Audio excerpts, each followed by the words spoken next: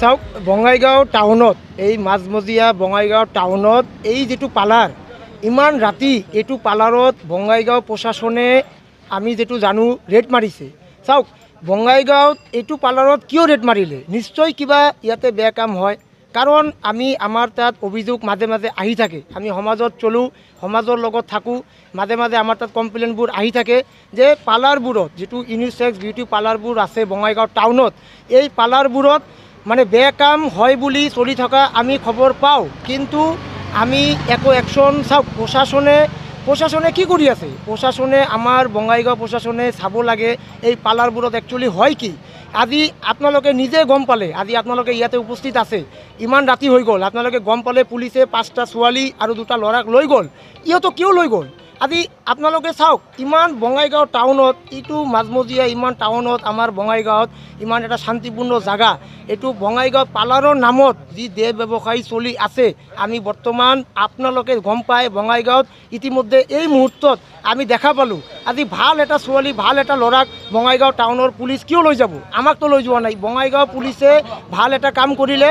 চাওক বঙাইগাঁৱত আমি সমাজৰ লগত চলোঁ, সমাজত থাকোঁ, এইটো এটা সমাজত বেয়া মেছেজ গৈ আছে। আজি ইমান ৰাতি হৈ গ'ল, আমাৰ এইফালৰ পৰা সন্ধিয়া হ'লে 7টা 8টা বাজিলে ছোৱালীবিলাক ল'ৰাবিলাক টিউশ্যন পঢ়িবলৈ যায়, এইটো ৰাস্তা দি যায়।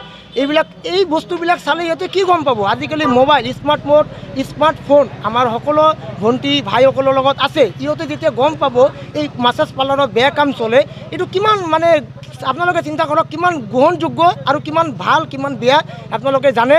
অতি শীঘ্ৰে আমি প্ৰশাসনক অনুৰোধ জনাম, আপোনালোকে এই পাৰ্লাৰবোৰ মাছাজ পাৰ্লাৰৰ নামত যি চলি আছে, আপোনালোকে নিশ্চয় কিবা এটা ব্যৱস্থা লওক। আমাৰ সমাজৰ কাৰণে এইটো বেয়া কাম হৈ আছে, আমি ভাবোঁ এইটো হ'ব নালাগে। প্ৰশাসনে ইতিমধ্যে লৈ গ'ল, এইটো উচিত শাস্তি হ'ব লাগে, তদন্ত হ'ব লাগে।